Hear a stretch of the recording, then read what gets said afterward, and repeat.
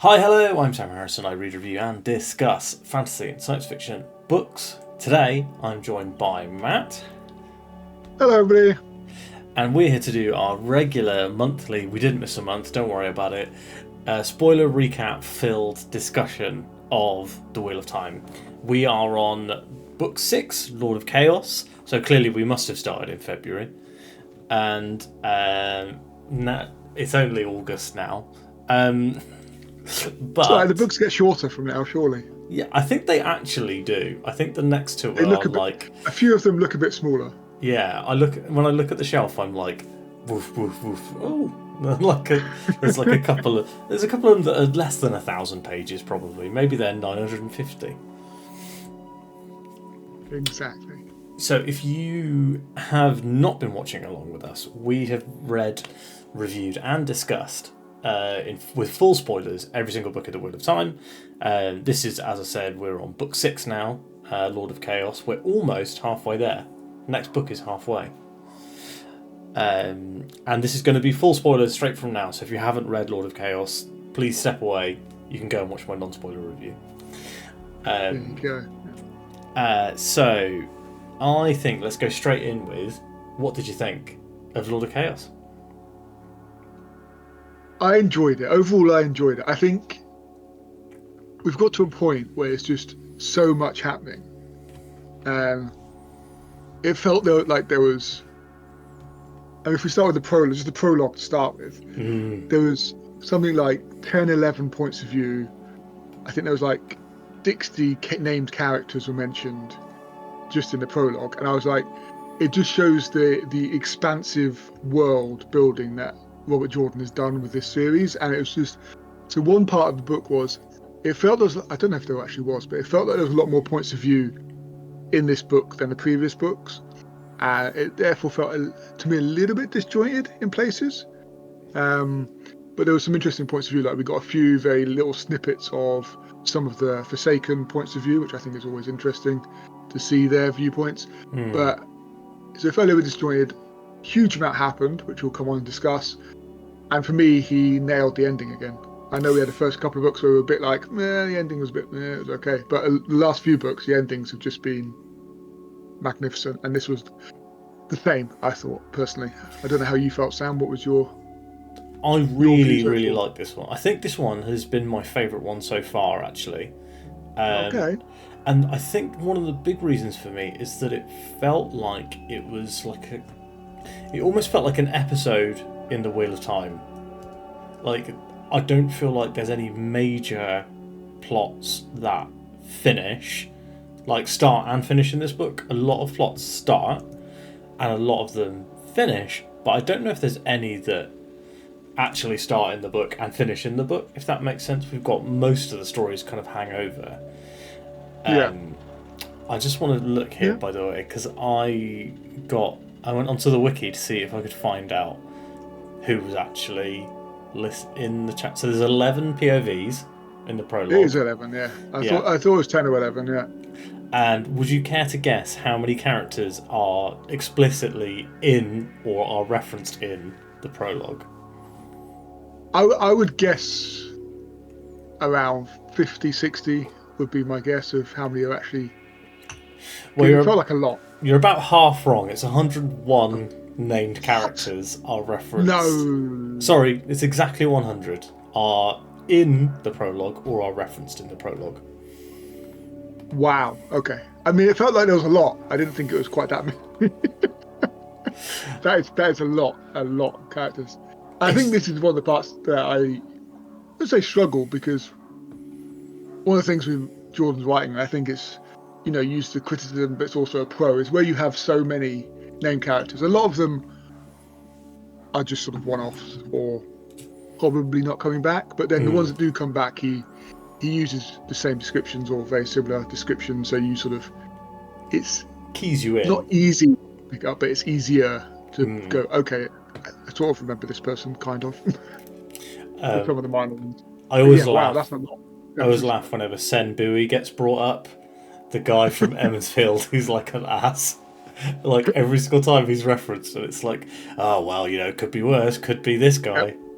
Exactly.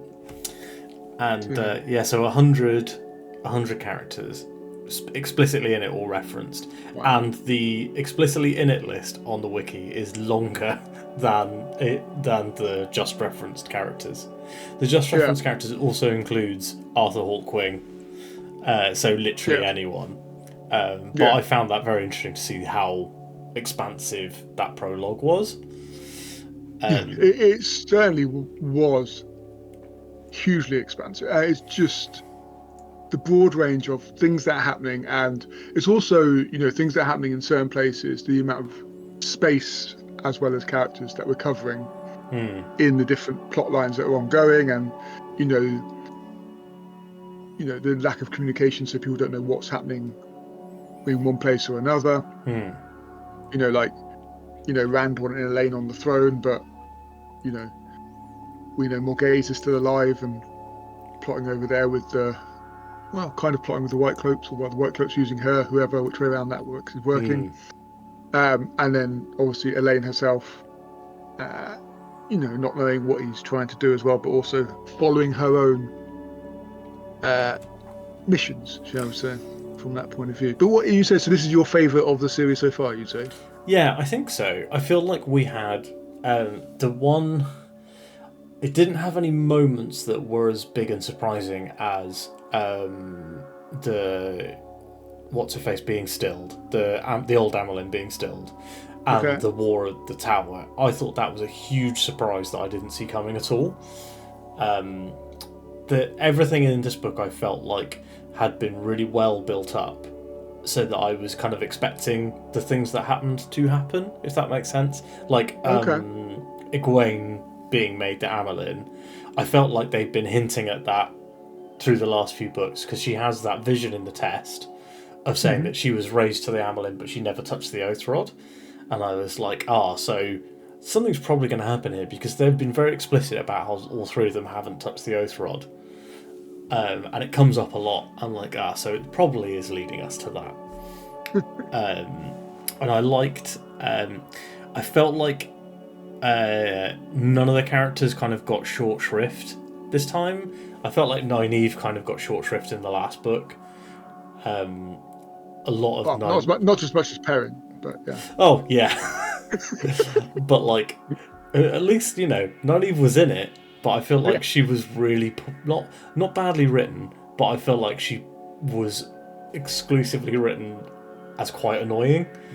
Yeah. And while maybe she's very annoying, but like I felt like she was being written as very annoying in that book. And when I looked back on it, and I was like, I still think it's a fantastic book, but I think I'd be tempted to pull it from 5 stars down to 4 purely for the like circus animal menagerie chapters, which I thought were mostly not that fun. Whereas I think nothing in this book dragged for me at all. I really liked where a lot of the plot was going. Like the stuff with Rand is the best it's been, I think. Yep, absolutely. And I really like Egwene, and I feel like we've had this book. I'll tell you the percentages in a bit, but Egwene is one of the highest percentages of page time, and I feel like apart from the like instant love between her and Galad, is it Galad that she's in love with? Or is it Gawain? It's Gawain or Galad? I think it was Gawain. I can't remember. I mean, it was so instant. Does it matter? Like, I can't. It'll be in the wiki because it's an important part of her character. I mean, turns out it from the Egwene point of view. Yeah, that just sort of. I think what Jordan does poorly, or for me does poorly, is the beginning of a relationship and actually buying into that beginning. But actually, once the relationship is formed, then it works reasonably well. Like Fael and Perrin, I buy into that relationship now. Absolutely, yeah. I was thinking the same. Yeah, and I think Egwene and whichever of the two it is, that was like basically she went into one of his dreams. Whatever he did to her in his dream, obviously was very impressive because she instantly fell in love with him. So, but that felt just insta love, just a bit nonsensical from my perspective. But we'll see how that develops. But yeah, it was. But what Egwene's great.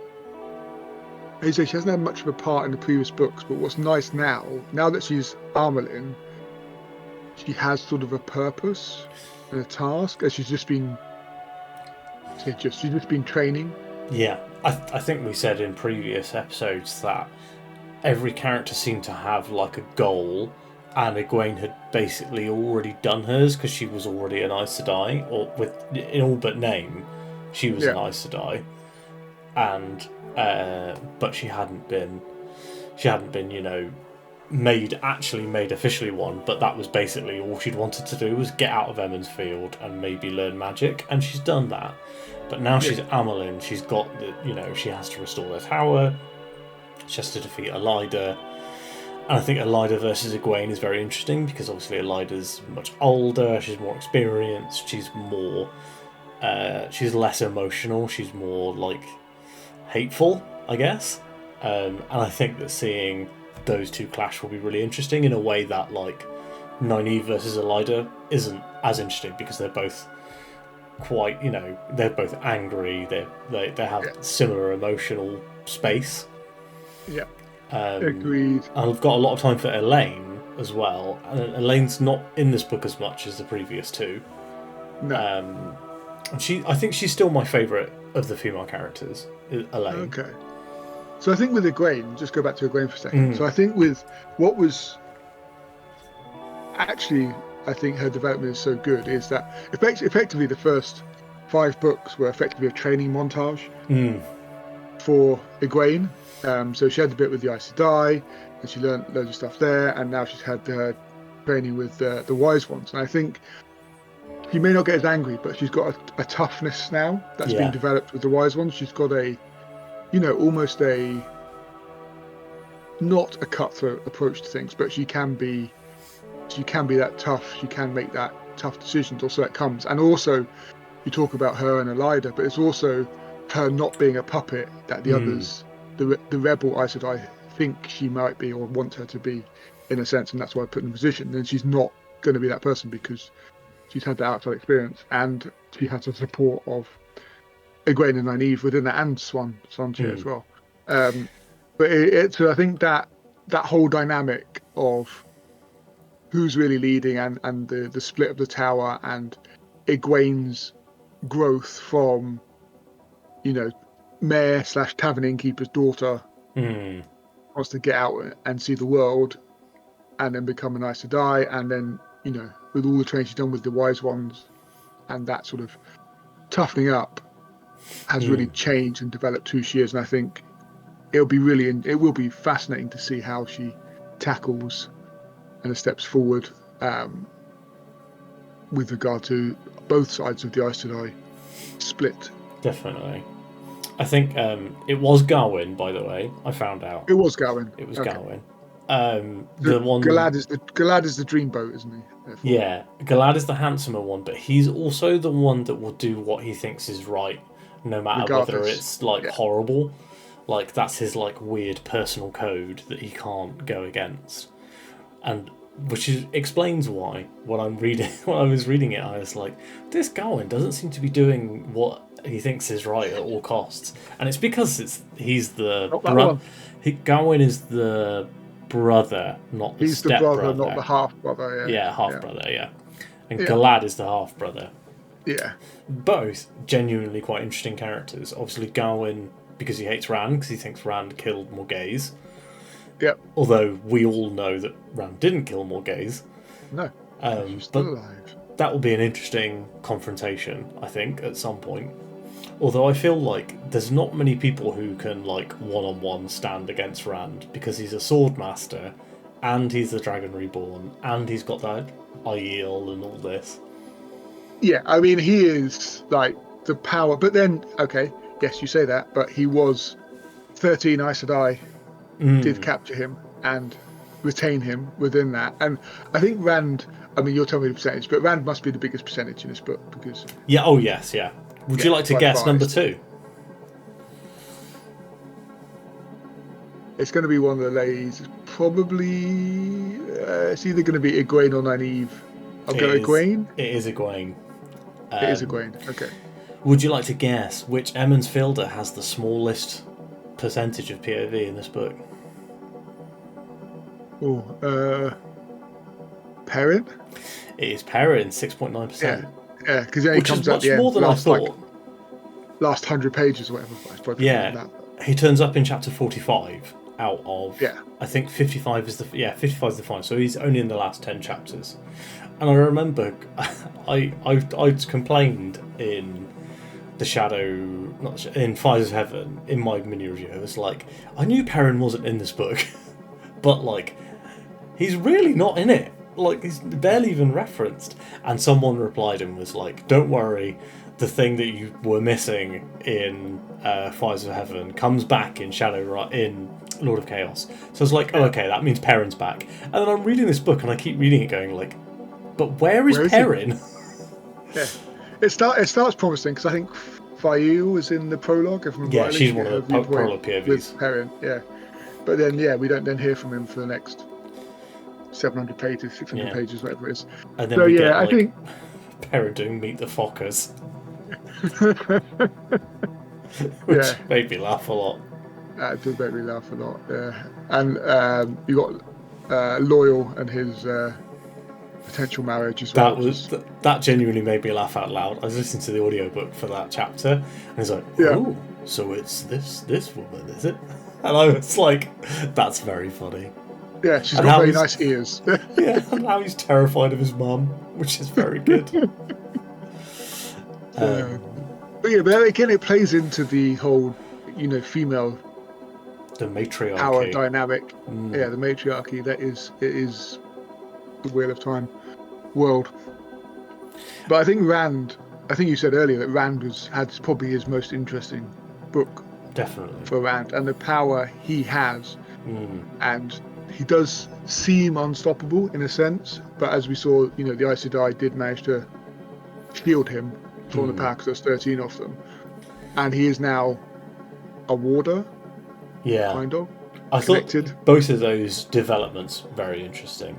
Like Alana is a really, I don't want to keep saying interesting over and over again, but Alana's very interesting because like she's just lost her warder, so she's like depressed, and she's tried to bond Rand so that she can compel and control him, but then she's unable to do it.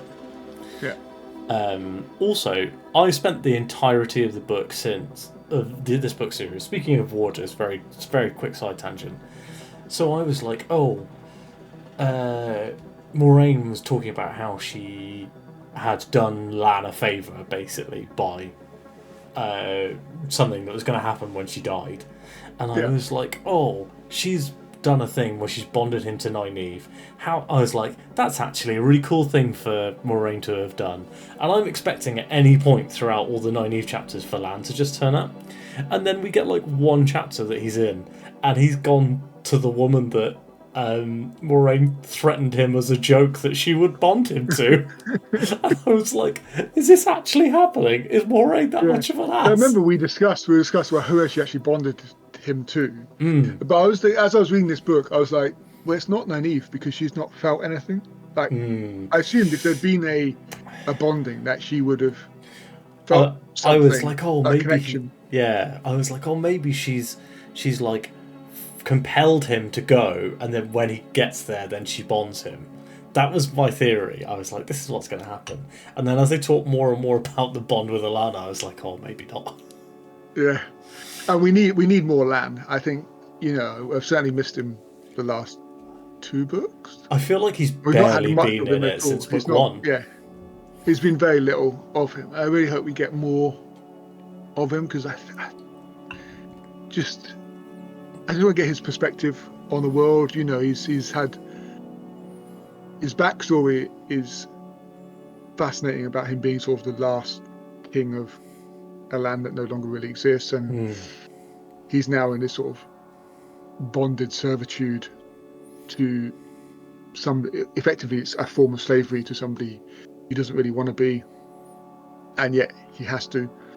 I think I just want that developed more to find out what actually happens on that front. But I think with Rand being connected to Alana and how she cannot influence and control him, and how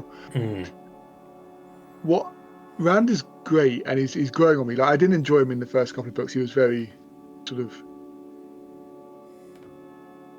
fairly uninteresting, fairly sort of, not that engaged in him. Yeah. But the whole Lewis Therin element, I enjoyed it in the last book, definitely, as it developed. I think this book has really built on that, and how Lewis Therin isn't sort of another voice in Rand's head, but actually thinks they're their own entity. Like, he thinks he's alive. Entirety. He just doesn't know that he he's dead. thinks he is alive as Lewis Therin, and I can't figure out why that is. And that sort of internal battle of who's trying to grab Slidine and take control. I really like also that Jordan never tells you whether Rand is insane or not. Like, he doesn't say, like, and Lewis Therin was clearly his imagination. He's like, he just doesn't tell you. And he's like, is this Rand going completely doolally? Or is Lewis Therin in his head? Is the ghost of Lewis Therin haunting him? Which I find really interesting. And whichever way it is eventually confirmed, it's still interesting. Like, the ghost of a man in your head versus you're so mad you've imagined a man who's helping you learn magic. It is. It's a great device, and it's done so well. As you say, you never get. It's never black and white. It's always a shade of grey, and you also get glimpses of, him in a room, sort of laughing to himself, which would seem like he is losing it. If you were someone outside seeing him, just cackling away to himself in a corner. You get that Perrin POV where he's like, "Oh, Rand's gone mad." Yeah, exactly. You have several Matts going, "Has he lost it? Maybe he's already lost it. Surely he hasn't lost it just yet." And I think, it leads me to think on, like, the one thing that I think you say cannot undo that he seems so powerful. What I'm really curious about is Mazrim Taim and the Asheram, so the group of the Dark Tower and the group of warriors he's created, because Rand has taken such a back seat in that formation of the army that it makes me wonder, who are they loyal to? Because there's been several scenes where members of the Asheram, as they are now, have sort of challenged Rand because they don't know who he is, and generally Taim has stepped in and either knocked them out or abused them in some way to say that this is the Dragon Reborn. But my thought process is they will have a much greater loyalty to Taim than they are going to Rand, and how that then plays out, because we saw the force that Taim has created at the end in that battle, and just the brutality. I can't remember the exact description, whether it was like, put him like in a blender or a meat grinder of just obliterating. Like a viscera flying. It was absolutely brutal depiction of their power. Because of course, the Aes Sedai have the Oath Rod, so they can only use it on Shadowspawn or Dark Friends, and so they couldn't use the one power against the Ashaman or Rand's army. Can they use it if their life is threatened? I think they can use it in defense. I think they can't use it. But they can't use it as a weapon. Were doing it. Doing with it. But I think they can use it in defense. But they are, the Slidine is basically unleashed. But we know that the risk to it is that they'll all go mad and, kill themselves or whatever, and everybody else around them. But Taim is fascinating to me. Like, I'm really curious about who he is and how he's sort of warded off the madness for longer than others, or seemingly quite a long time. And makes you ask the question: whose his loyalty lies, and and whatever else, and how powerful he is, because he does seem to be a very powerful individual. And if he's got the support of a number of others within that, how much influence he therefore has, over the next comings and goings of the world. And can they link together? So do the Ashaman all link together with Mazrim Time, and then that's a big threat to Rand?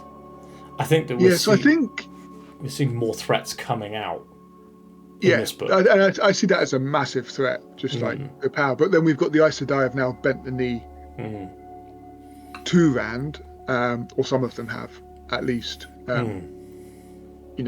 Under duress. Let's be frank. It certainly wasn't a choice in any way, shape, or form, as he was stilling Aes Sedai left, right, and centre, and said, "Well, yeah, that was really interesting. Kneel or be knelt," or whatever the exact line was. But I was like, "Yes, okay." He had some really good lines in this book. Jordan wrote some great dialogue in this book. Kneel or be knelt was an absolute banger. Yeah. And I think the whole of the final battle was really well written. I mean, we've talked before about how the ends have been getting better and better. But yeah, the kneel or be knelt, that was proper chills. That was almost as good as, I mean, every single time, I don't know about you, whenever I open the book and it's the wheel weaves as the wheel, and another turn of the wheel of time, I'm I'm hyped for this. Starting the book with the same sentence every time actually gets me really hyped to read it as I open the book. Yeah, and I also because we're in this book is, if I'm right, this book is the third age, or class of third age. I think so. Some of the quotes are from authors from the fourth age. Interesting. And this is an interesting sort of dynamic of where the prophecy comes from and things like that. But I think what I Rand was just a brilliant storyline. This everything that happened to him, and then him being captured by the Aes Sedai and tortured day in day out by the Aes Sedai, and his battle with Lewis Therin going on and always happening in the end, but also the dynamic between him and Min. Min's not had a huge amount in this story. We've seen little bits of her here and there, but she had probably more in this story than she's had in most. I know there's a bit about with Swan when they were escaping from the White Tower. I think that dynamic's interesting because the power seems to lie with Min in the relationship. And her visions are still just giving you a little glimpse about what is going to happen and when will it happen. But then, her then being beaten and abused by the Aes Sedai to try and break, and you just you can see how Rand, the lack of trust now that has always persisted and been present, but now will just be, I can't see him ever trusting an Aes Sedai again. And I think therefore, when we do have presumably a meet up with him and Egwene, especially as the Amelin Sea, and Nynaeve and Elaine as all part of that. He's putting Elaine on the throne, but she's now full Aes Sedai, and all those interweaving things, and how he's been abused, and they're part of the rebels, which and just there's so much going on that could go different ways within that. And and also you've also got Lewis Therin just screaming in his head to not to trust anyone and to kill them. Just ramps up that tension as I'm reading it. So yeah, Rand's story arc in this one, as I say, nothing was really concluded. I think, going back to your point, nothing was really concluded, but there was a lot happened to him that really pushed his journey along and pushed his development along, and it's just brilliant. I can't wait to see where we go in the next book and how those relationships and dynamics develop within that. Just, I do want to go back to the girls and Egwene and sorry, not Egwene. We've done Egwene, Elaine and Nynaeve. And one thing, so Nynaeve again, I know we said like in the previous book there was for me there was one scene in the previous book with her. I think I'm pretty sure it was the previous book with her and Elaine, and she had to pretend to be the lady in waiting to Elaine, and she was just Awful at it. moaning and moaning about it. And just pull yourself together. You got to play act for a scene just so you can get through safely. I was like, this is ridiculous. But I think in this book we saw more of her, and like there's always been this tension within Nynaeve where she's had this. She was the wisdom. She was powerful. She had influence over Emmonsfield, over the Two Rivers, and over the Women's Circle, and therefore the Council. And she was quite a powerful individual and respected. And she left there to basically look after the people who have been taken away, run away, however you want to view it. But how all the dynamics have shifted, and she's struggled to shift with that. But I think she does seem more self-aware of struggling, and there's been like a little bits of humour within that, where you sort of see from the outside, but also she sees it where she's sort of reacting to things in not necessarily the most productive manner, and I think she appreciates that it's not necessarily the most productive manner, but also some people are idiots and they need to be treated like idiots. So I think it's brilliant, and I think her power and the fact that she's healed, stilling or gentling opens so many doors. That was a surprise. I wasn't expecting that at all. Once she started doing it, I was like, oh, she's gonna heal the stilling. But but her actually doing it as it was going on, I was like, oh, she's gonna do it. Like, she's definitely gonna heal Loghain. Yeah. And obviously the power that she restores is much weaker, but Loghain being unstilled and being like, well, I'm gonna go ham was what I was expecting. I was expecting like a big like Loghain versus Aes Sedai fight in the camp. But then I think the thing is, they only need 13 of them and then he's done. What I enjoyed about so they come back weaker. What I enjoyed about Loghain is actually he played it so cool. He's like, oh no, she hasn't healed me. Nothing. No, I don't feel anything. No, I'm fine. Got to convince people that it actually had been healed. Yeah. Loghain seems like a really cool character. Yeah. But how, again, he goes back to Min's vision. How does he then feature into this? Because we don't know much about him, really, other than he's a man that can channel. He was caught by the Reds and sort of set up as a false dragon. Not necessarily by his choice, so he wasn't that's sort of the impression I get. He didn't declare himself as the false dragon. He wasn't Mazrim Taim or something like that. He was sort of set up by the Reds to become a false dragon. So is he just a man that can channel who's just been used by others? Is he a good guy? Is he a bad guy? Who is he? And what is this scene of him in glory that Min has visualized for the future? How does that play out, and what is his relationship with Rand and Taim? Does he go that way? Does he do something else? Just so many questions on that front with Loghain. I think his power and what he's actually going to do with it. It also does seem like while Siuan and Lyanna have been brought back with a minimum level, does seem like Loghain is more powerful than they are, or possibly the way that the stilling and gentling works is different, and so when he's ungentled, he's got his full power back, because he doesn't seem to be as weak as those two are. Maybe it's also that they will eventually get stronger again and it just worked better with Loghain, but it doesn't feel like it. Feels like there's definitely some power thing going on. A difference. It definitely does feel that there's a difference between that healing and how it's impacted. It's healed everyone, but the level of response then does seem different, and it does seem that he is back to seemingly full working order, as you say, which is curious. Very interesting. So I think how his dynamic goes is going to be very fascinating. How he plays into that. So quiz time. How many POVs do you think are in the book? Well, there's 11 in the prologue. And there's 55 more chapters after that. So, um,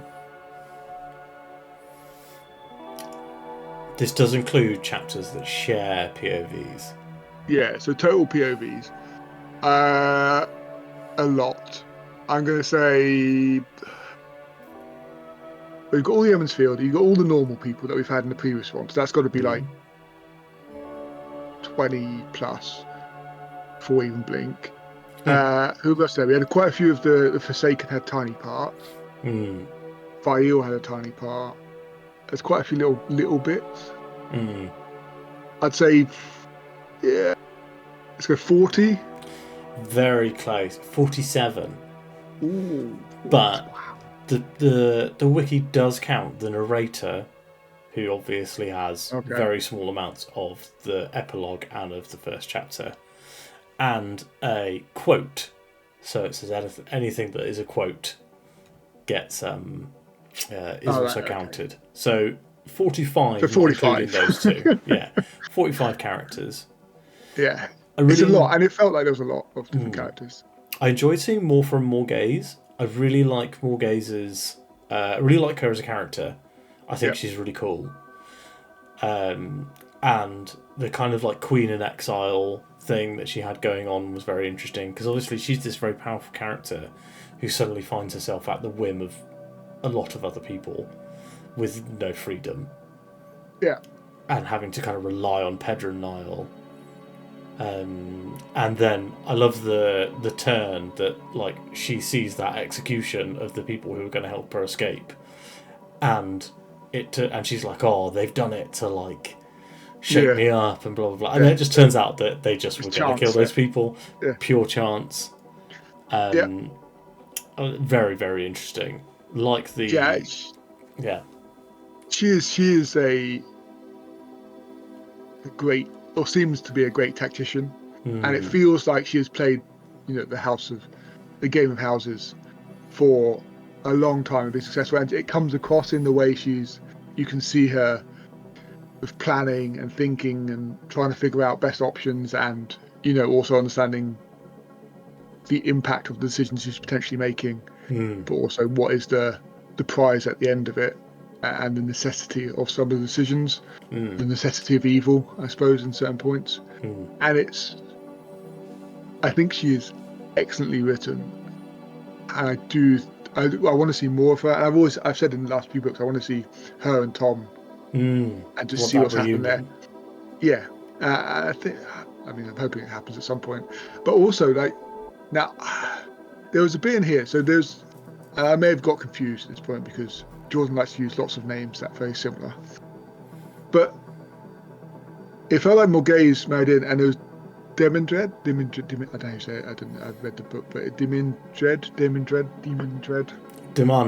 the Forsaken. Yeah, but if I read it right, Demandred was also like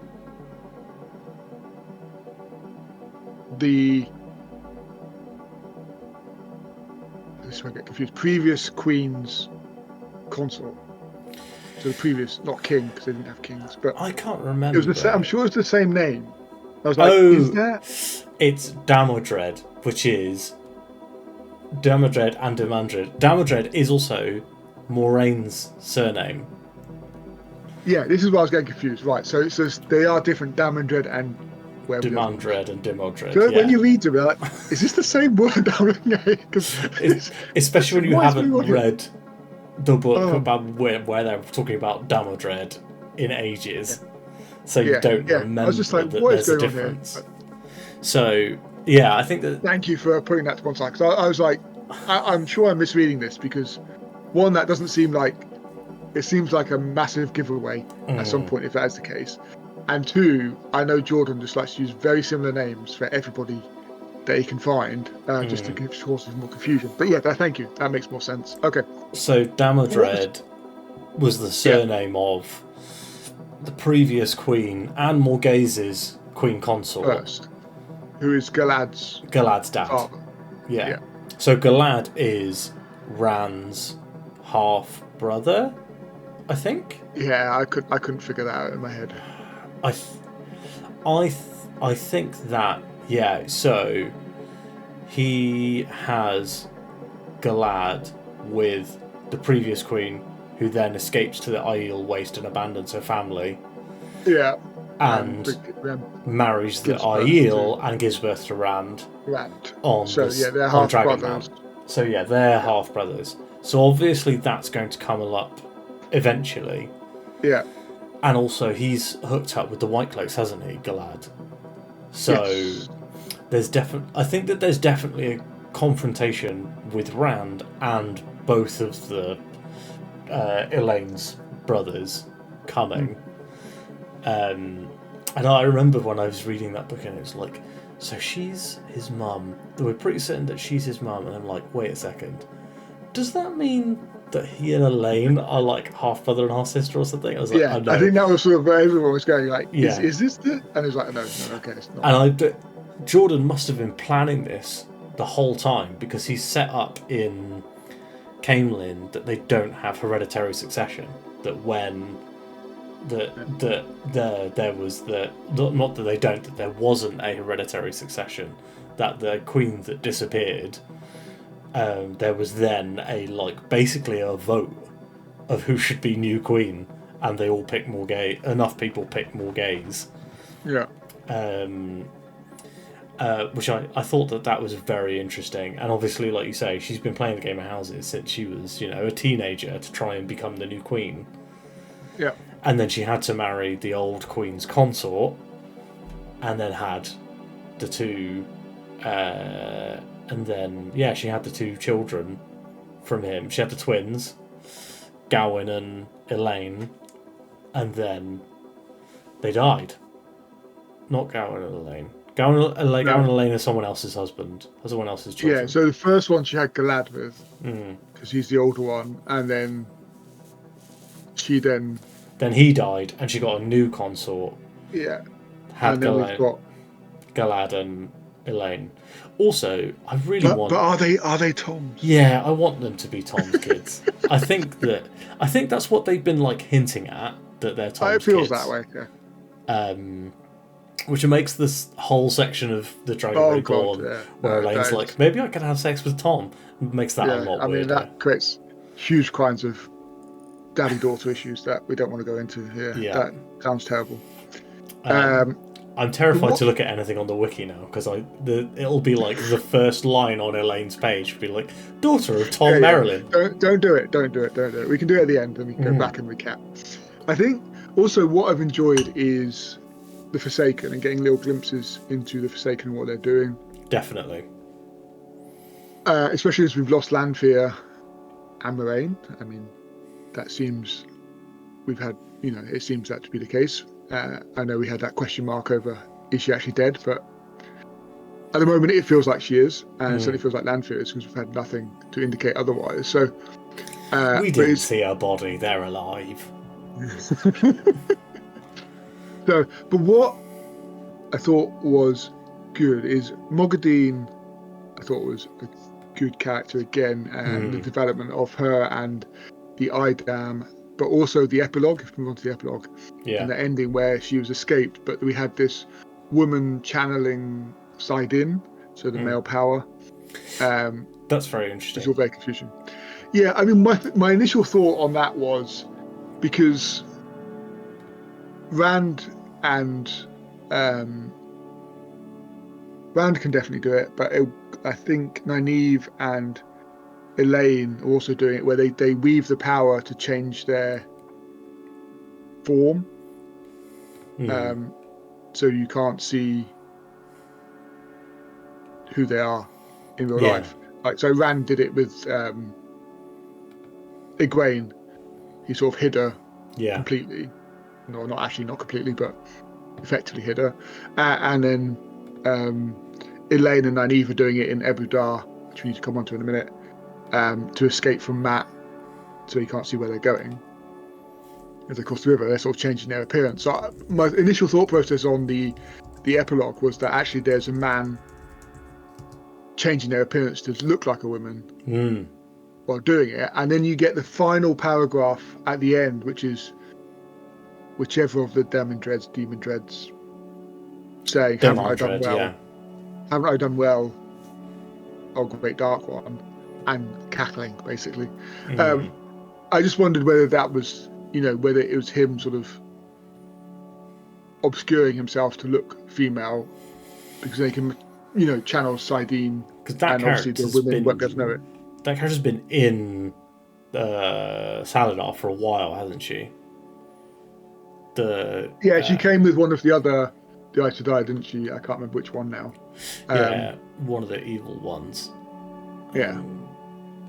So it was just that was all my initial reaction. How does a woman channel Sidene? Well, is it a man just presenting as a woman using the power to change the perception? Because Elaine and Nynaeve are doing it to change. They're still saying as women, but change their faces so they look different.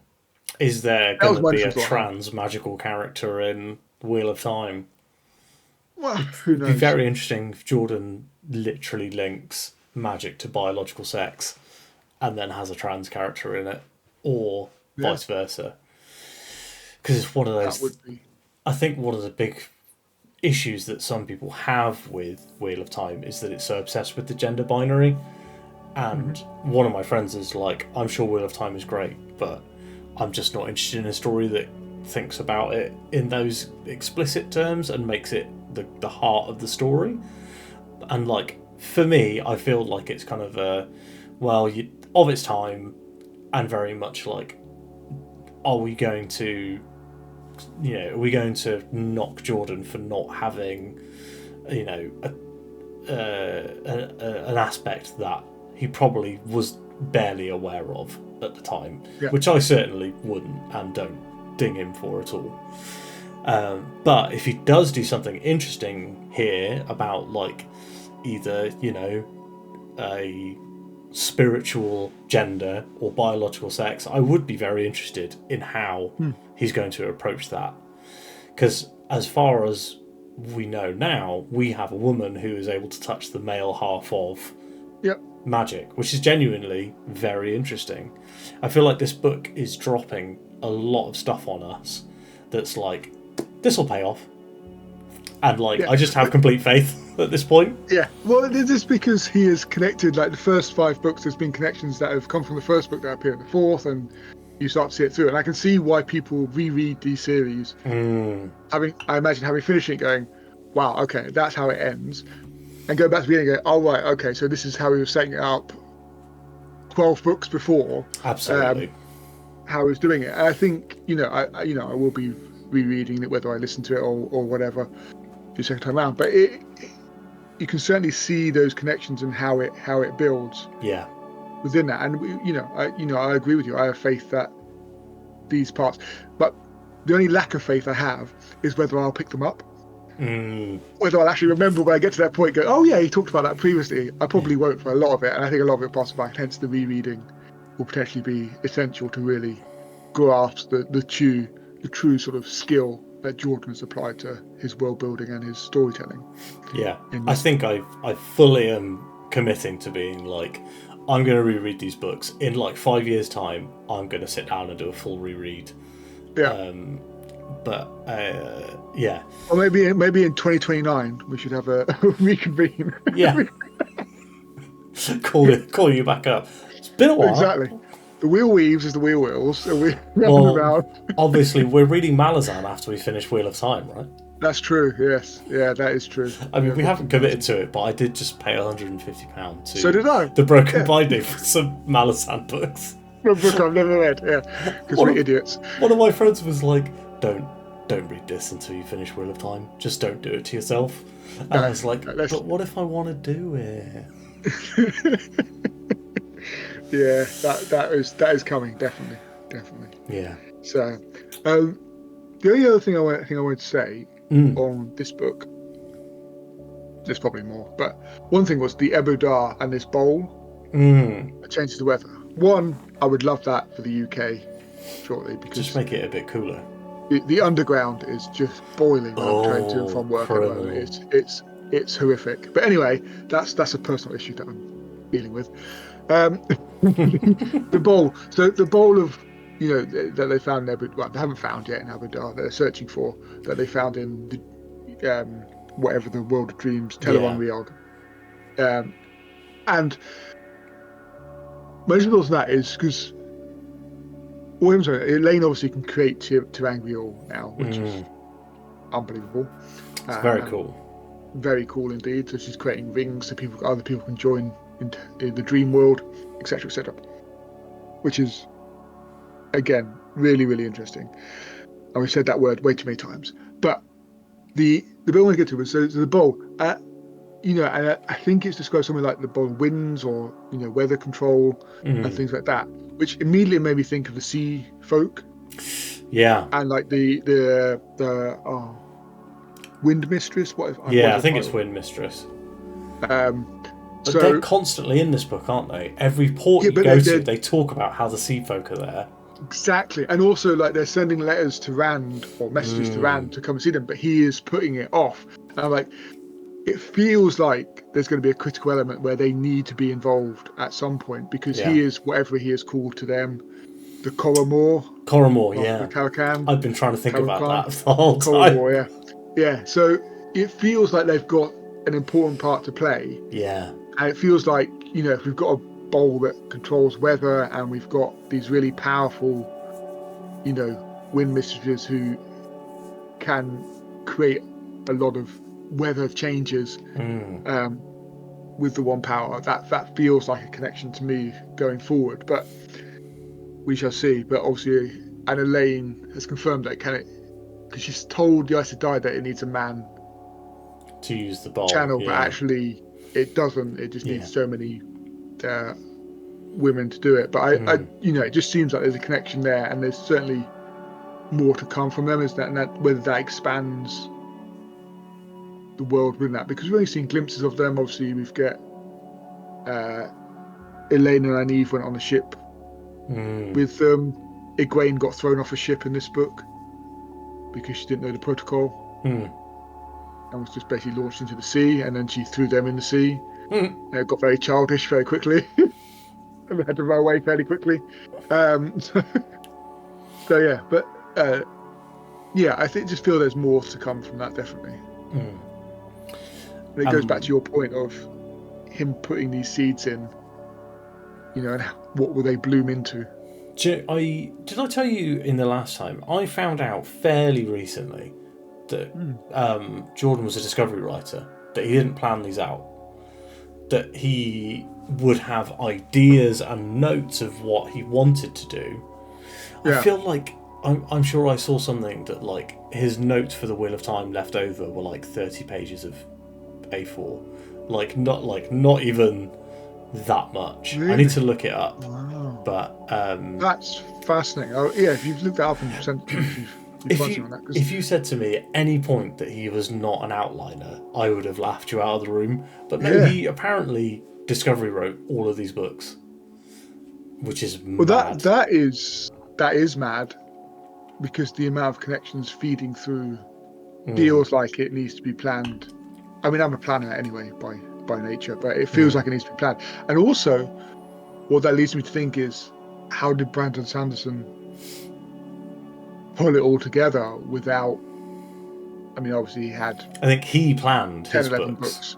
Yeah. I get the impression he is a planner. He's a hardcore planner. But how he then picks up someone else's work, who necessarily isn't the same level of planner, that is fascinating to understand that. But it feels like it's outlined. It feels like it's planned. It really does. There's no not in a stale way in any sense, but the connections are. It was almost too many connections for it to be Discovery. It feels like a Discovery written, but that's amazing. It's insane, isn't it? He'd written 1,500 words after his final book. Is all he'd written. Sorry, 15,000 he had written. And a good chunk of that was the epilogue. I think he had fully written knowing that he was going to die. That wasn't even covered the prologue. No, he knew he was going to die. Epilogue. Yeah. And there were we. Sanderson's actually written here. He said there are 3 groups of notes that Jordan had. He had world-building notes that were in a series of dozens, hundreds of files, embedded chaotically inside of files, using his own system of notation that reached back to the first books he worked on as he was working on them. Weren't intended to be read by anyone other than him, and are sometimes very difficult to figure out. This is the group that Harriet has said, in her estimation, included total word count equal to or greater than that of the published books. Wow. Okay, so the world building, I mean, you can tell the world building is huge, and it feels huge. Bits we see of it, but yeah. The notes for the last book, gathered by his assistants, Maria and Alan, with Harriet's help, were far more focused on the final book, because there was only supposed to be one more book, but Sanderson was like, this is 3 books. There's a much more manageable amount, with 50 or 100 pages, and includes full interviews that Alan and Maria did with Robert Jordan. And then scenes for the last book, either written or dictated during his final months, including some completed scenes, some of the prologue, some of the final sequence in the book, and a few scenes from the first two Sanderson books. And he said this is about 200 pages and was what he used to construct his outline. It's just mad. It's so... the fact that he did it once I found out that he did that, I was so impressed. Because I think what he probably does is he thinks of a thing and then starts to write it in. So I think he's been I think he had his idea for the Tinkers or whatever when he was writing book 1, and he's like, right, I know I'm going to do this, so I'll start seeding it. But then the Sean Chan stuff he started seeding in book 2, the Sea Folk stuff he's seeding. But we still get the Sean Chan, we still get little bits. So we had in the last book we had the lady with the elephants, and in this book Matt meets someone at one of the taverns where he's gambling, and he mentions about the princess of the daughter of the 9 moons. Daughter of 9 moons. Because and the other guy goes, the Sean Chan Empress is called the Empress of the 9 moons, and I remembered that from the prologue of book 2, I think. I was going to say that was really early on. Exactly. It was really early when they mention it, because it's before they attack Falm, I think. Yeah, I think so. There might be a later mention as well. There might be a later mention as well. But it's just, you see these little bits just being fed in. It's interesting to see that the Storm Chant are still, spread out around, the world, and we keep running across them. And it's just these little bits that you just keep picking up, and as you go along, and there's just having that faith in what they will develop into. And so far, it's been rewarded up to book 6. It's been a hell of a ride. Yeah. So I've just really, I've really enjoyed the series. And again, I think every time I come back to our chat, I'm like, I've enjoyed this more than I expected. And I'm still enjoying it more than I expected. I mentioned in my video that I really liked how this book doesn't wrap up all the stories that it starts. And someone in the comments was like, I really enjoyed this, what everyone calls the slog, and I enjoyed it because of a lot of the stuff that you've been saying about book 6. Okay. And I was like, she was like, so I think you might like the slog the same way as I do. So I'm very interested, because the next book is the beginning, apparently. Apparently, yeah, that's why I've heard book 7 is beginning of slog. But I think book 9's meant to be the worst, I think. Or 10. Okay. No, 10 I think is meant to be the worst. Yeah, I mean, we'll obviously see how we feel, at the end of book 7. But my view is that so far the books have got, the first couple of books, I was like, the first book I was like, it's fine. The second book was better, but still just okay. And 3 to 6 have just been much, much better. Yeah. Really, really great books. And, part of that is that he's nailing the endings. The endings don't feel rushed. They don't feel like he's just having to tie everything up in a neat bow, which leads into what you're saying, that actually we know there's more to come, and we're in a privileged position that actually the series is finished. Yeah. So we know there's more to come. We know how much more there is to come.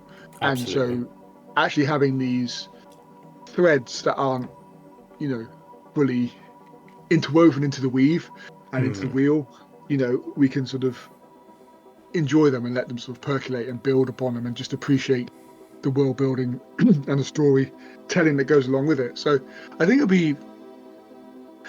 I'm quite looking forward to, continuing to see, because there's just so much going on, Sam. I think one thing I'm expecting is that we're going to end up with books where characters are missing from only appearing in certain books and not appearing in others, because I think we go one of two ways. Either we get that, which we had in previous books where, we didn't have any Perrin in the last book. We have more books where we don't really have any of such and such character, but we pick them up in the next book, and it's, potentially that, or we get, like we've got in this book, a huge number of POVs, lots happening, and just trying to contain it all in one's mind about where everybody is becomes more complicated. But so I'm curious to see where it is. I think it probably goes the first one, whether we focus more on a few characters in their story arcs and then different characters in the next book. But I'm curious to see how that develops, just because this book, as you said, there was 45 POVs in this book and hundreds of named characters, and just retaining that and everything that's going on is challenging, because there's a huge amount going on, especially with first read. I think, going back to the reread scenario, if that makes sense, because then you can pick up and go, actually, there's characters that you get to know, and how often they appear later on as well, as to how important they are. At the moment, you're judging it, is this person important? There's a lot of IEL names that have been thrown at us, and I don't remember hardly any of them. I feel like I'm like, right, Sulin, Bear, and that's probably it. There's a few of them, like Melindra of the Wise Ones. There's obviously Avienda. There's like the 2-3 that were with Perrin and Fail. I can't actually remember their names, but Bane and Chiad, and what's the guy's name? I don't know. Bane and Chiad are a very funny duo, which is why I quite like them. Yeah. But also they're like, and the guy wants to marry Bane, but she refuses. She's like, I'm not going to ask you to marry me because I don't want to stop being a woman of the spear, which I thought was very funny. So I just. So where do you think it goes next? Well, then we're getting to the end probably of our call. So what's book? I've got a nice pile of books. Also, book. Next one is Crown of Swords. Yeah. Did you also notice it's the first book without the at the beginning of the title? No, I didn't. Interesting. I mean, it's not really. It's just something I noticed when I put it up on my shelf. I was like, oh, they're all theirs, but this one's not a the. And then we've got Lord of Crest, and then we've got to, a Crown of Swords. But anyway. And then the next. Irrelevant, really. I can't remember what the 8th book is. It's The Path of... I thought it was just Path of Daggers. I thought it was The Path of Daggers. The Path of Daggers, yeah. We go back to the old The. That's a very good cover. The Path of Daggers cover. I've got a lot of time for that. It's nice, it is nice. I really like the edition that I've bought, but I do also appreciate the original covers. Looking at the original cover for Crown of Swords, I have no idea what's going to happen in that. No, I mean, just because it says a crown, I think Elaine, and does Matt finally get her to Caemlyn? Yeah, Caemlyn. Is Caemlyn not Carian? Caemlyn and get her on the thrones. Rand wants her on both thrones, so whichever one she can get to first, really. So, does she? And then that dynamic with her and Rand. It's also, I think back to. I was doing this today. I was thinking back to the first book. You think about Matt and Rand in that first book, where they were just slowly meandering across the world, begging rides, doing their little stuff that Tom had taught them to, a bit of juggling, a bit of singing to get a meal and a bed. And now Rand's just zipping all around the world, we'll just go here now. There we go. And all that. They've come a long way. These two rivers folk. I think there's so much going on, as we say, so much going on in these books, and I'm very excited to carry on reading. I have to say, I really like the interesting thing that I noticed on the wiki as I clicked over to A Crown of Swords just to look at the cover, and the plot summary for all of the previous books has been separated by character. So it's been like, this is what happens to Ram, this is what happens to Perrin. Yeah. Whereas this one is split by location, which I find very interesting. Okay. And it is shorter. The joke that we made that it's only 900 pages long, not 1,000. It's 880. So it's basically it does feel a bit short. So let me have a look pages. at the text is a little bit bigger. That's nice to see. Because some of them have been. I think I showed you on a previous book where it's like absolutely no margins whatsoever, absolutely crammed in. The Shadow Rising is technically shorter than Lord of Chaos by page number, but it's very clear that the pages are like thinner and the no margins and the tiniest font. Yeah. But I'm very excited to read the next book, especially because people say that it's where it starts to get worse. So I'm really curious to see how I feel. Before we had originally decided to do it together, I was like, should I do a thing where I just read the whole of the slog in a single month and just get it out of the way? And I wouldn't do that now anyway, but that was my original thought when I first was planning to start. I was like, I'll start reading it in January and then I'll just read the whole slog in 1 month and then I can read the all of Wheel of Time in a year. And I was like, but no, I'm fine. I'm going to carry on reading at the 1 a month pace. Yeah, I think we'll get to 1 a month. I think we've got a few smaller books and the New Spring is very short. It's like 400 pages. Short. So that came last week, this week. Last week, it's Monday now, isn't it, for us? Well, last week it arrived and it is quite a lot shorter, so we'll be able to squeeze a couple in a month. One of my commenters said that book 9 and 10 are really good to read together. So I was thinking I might read those back to back. I haven't decided yet, but same month maybe. Yeah, that's fine. Yeah, I think that'd be absolutely fine. We can pick that up. Absolutely. Yeah, September and October. That would normally be. And then book 10 is after book 10 is when New Spring came out. So we could read 9 and 10 in September and early October, and then New Spring at the end of October. That could be exciting. That might work. We haven't read book 7 yet, so that's no, you're right. Yeah. I do want to read The Dragonbone Chair in October.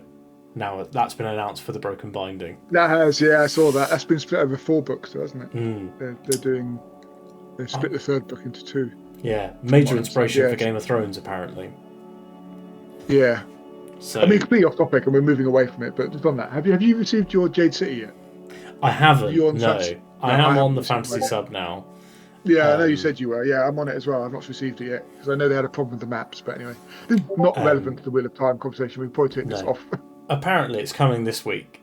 However, I am selling mine because I don't like the art. I couldn't skip it because it was my first month on the sub, so I couldn't skip any of the Greenbone ones. So I've put them up for sale, and I'm hoping to get rid of those for a reasonable price. I'm sure they will. Yeah.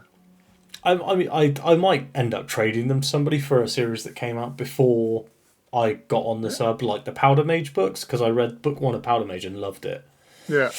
So if the other 2 are good, that'll be a good trade.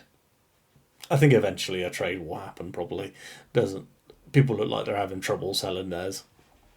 Okay. Well, we'll see what happens. I've not read it yet, so we will see when it arrives. I think also, if they did a Wheel of Time. Oh my god! Binding edition. I would absolutely buy that. If anybody from Broken Binding is watching, yes. I'm not sure why this hasn't been on it. I know you're doing Malazan at the moment, so maybe finish that first. But if you want another massive series that everyone loves, they're doing Sun Eater, aren't they? At the end of the summer. They are, yeah. I don't like the art for them, so I'm probably not going to buy it, even though I like that series a lot. I like the series a lot, but I don't think I'm going to buy them, and they're not on the sci-fi sub. The first 2 sci-fi subs have been series that I'm not interested in, and I'm like, I'm not going to skip Three Body Problem because I have heard that books 2 and 3 are fantastic. But I thought I quite enjoyed Three Body Problem. I've read all three, and book 1 was my least favourite book I've read since reading it, starting the channel. All the characters sound the same. They all speak in the same voice.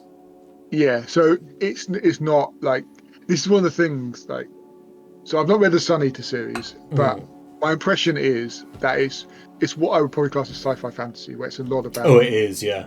The sort of the characters as the Three Body Problem is so much more about the ideas and not the people. The people are relatively irrelevant. They're just there to progress an idea, and that continues, I would suggest, in the second and third book. I like the balance of the two. Like Asimov's robot books are very much about the ideas and the concept of a society where robots exist, but also there's some really interesting characters. Like, I can't remember the one that I read when I was a teenager that I loved. That was a murder mystery. Okay. Where the first ever robot that could pass for human was murdered. I have to look this up because I don't think I've read that one. Okay, it's. Let me try and find. Okay, I can't find it. It was one of the robot books. I'll have to find out. But yeah, so he wrote one of the robot books. It wasn't the first one. It was like the second or third, which I read without reading the early ones. And it's like a detective murder mystery set on a sci-fi world. I really enjoyed it. But yeah, Complete Robot. It'll be in there, obviously. Yeah. But yeah, I think there's a balance to be had. I mean, with the Three Body Problem, I think it's much more about the ideas, but I enjoyed the second book more than the first book. But it was still very much about the ideas. I don't mind that from my sci-fi. It's not, it's the ideas were fascinating. The third book went a bit bonkers from like an idea perspective, but it was still brilliant. I thoroughly enjoyed it, but yeah, some of the ideas went a bit far. It was just maybe I should really good to see how far they went with the ideas. But anyway, it's a very different book from this, but yeah, I think it's the sort of thing that I will probably get to eventually. But yeah, I just really I really like with Wheel of Time that we have this massive expansive world, and like we say, it seems very clear that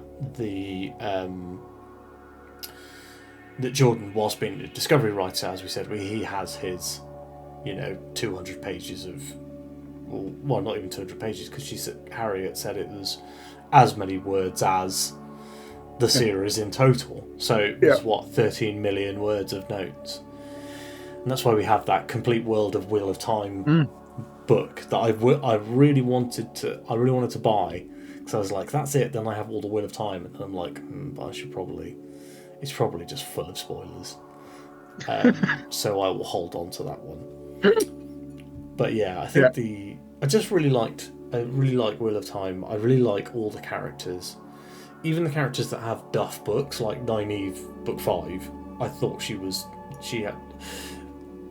just got on my nerves a bit in that book. Like, her narration is very self-aware, but the narration's very self-aware and being like, well, obviously I'm being an asshole, but I can't stop being an asshole, because what will everyone think of me? And it's like, they might think that you're not an asshole, Nynaeve. But yeah, I really like. I want to see where everything is going, and like every plot line I'm interested in, like the Asherman and the Black Tower. Like you say, like, you don't call it the Black Tower and it ends up being a force for good. Rand forcibly, and they're all soldiers. It doesn't give good omens going forward as to it's going to be a force for positive change, but. Who knows? Like, it fits with the yin yang of the Ice Temple, isn't it? The black and the white. And is Mazrim Time secretly Dim Undread or something this is the like that, thing, like, because yeah, he's been who is constantly he? compared, isn't he, to Demandred? Mm. And he's been built up so much. It feels like Mazrim Time will eventually turn out to secretly be somebody. He Or does, is she the as I said earlier, is he the new Demandred? Like the person who will betray Rand at the final point, switch teams in the last battle, or something. Yeah, and that leads to why I'm so concerned about Rand just allowing him to create an army that doesn't really know who Rand is. It feels a little bit negligent on that front, that he's releasing this power into the world. It's one of those, like, you can't be everywhere, Rand, but maybe you should be here. Yeah, exactly. Maybe this is important when, and just the speed at which he's recruiting as well. And there's a bit where Rand goes to the farm, the school, the school's a different place. Goes to the farm and just goes, "Oh wow, you've got a lot of people here now." Yeah. Like, maybe he should be a bit more on top of this if he's creating a massive force of, with zero oversight wielding. as well. It's not like he's got loads of Aiel there to watch over them. They're completely completely left to their own devices. Yeah, it just feels a little bit. Also, like this. Sorry, just I know we're coming to the end of this, but the school, just because I said it, mentioned it again. The concept of it is just quite unusual. Like the development of technology in fantasy is normally very limited, but it sort of feeds into all these bits around, that a previous age was more technologically advanced, and we've seen glimpses of that through the books. We're starting to see sort of ideas for technology being developed in this school, and how Rand can sort of see how some of them might be useful. Like there was some sort of multi-seed sower or field plower thing. But there's other things we just I don't understand of what purpose is this for anybody. But it's sort of that sort of basic science building blocks of building the fundamental sciences of things, so then you can actually develop technologies on top of that. It seems like such an unusual concept for a fantasy series to touch on. And I know it's only been small parts, but we don't like a lot of the fantasy I read is sort of a lot of it is very medieval based, bows and arrows, and this is the same, bows and arrows and spears and horses and whatever else. But the fact that we have this school, the fact that he set up this school, the fact that he attends a school, we see little glimpses into the kind of things they're starting to do is a bit different. And I just wonder, again, where's that storyline going? Why are we visiting? Why is it important?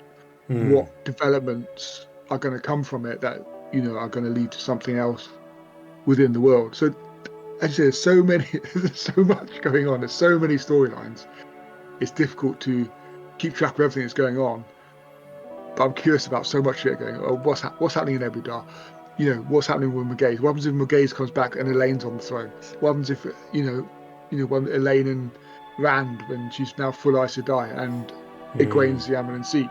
And what's happening with the Asherman? And you've got the Forsaken. There's just, and that's just touching on part of it.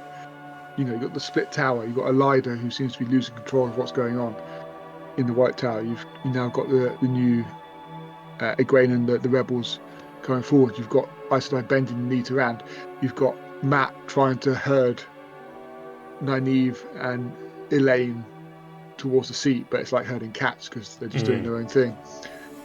Perrin's turned up and he's now embraced the wolves, or seemingly embracing the wolves.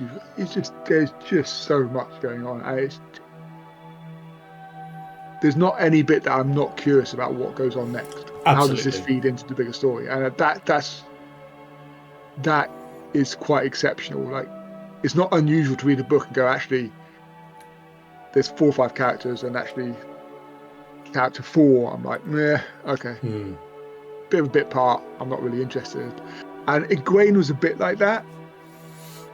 Like, she didn't really have a place, but now she's Amyrlin. I'm like, okay, what does that mean? How does that play out? How does that, now she's suddenly a very powerful individual in this world, and how does that feed in? And again, it's just so much down. Yeah, I think the interesting thing for me as well is like Jordan seems to be very what's the term? I'm trying to think of the right term. He's very like patient with his story elements. Reserved is what I'm thinking of. He's very reserved. Like most authors would have brought Moraine back in the climax of the book in which she dies to like save the day. But it's been like 2 books almost. Yeah. Like, did she die in Shadow Rising or Fires of Heaven? I can't remember which one it died is. In the last. It's in Fires of Heaven. But she doesn't appear in this entire book. And like Perrin, who's the protagonist of book 4, is not in book 5 or most of book 6. Like the reserve that he's got is so impressive. Like he knows what he's doing, he knows what he's building. Although apparently he did think it was going to be 6 books originally, which is very laughable. And then he thought it was going to be 10 books, and Sanderson was like, I think I need 3 more books, Robert, sorry. I'm interested also to when we get to the Sanderson stuff. I want to read the books that people think are the worst in the series. I want to read the Sanderson stuff. I'm very hype on Wheel of Time. I'm really looking forward to reading the next one, which is unfortunately for me like 3 books away. But I will be reading it right at the end of August, I think. Yeah, okay. Oh, by the way, the Asimov book was called The Robots of Dawn. It's like one of his final robot novels. I've not read that one. Okay, that's interesting. But I will add that to a list somewhere. Very good. It's not that long either. It's like 400 pages. Yeah, so it's basically half a Wheel of Time. A weekend read then. Basically, yeah. Should we wrap this bad boy up? I think we probably should. We have meandered and we've come back to Wheel of Time, so perhaps we should to finish it off before we meander off again. I hope everyone's enjoyed our discussion on everyone's enjoyed our discussion on the Broken Binding books that are coming out.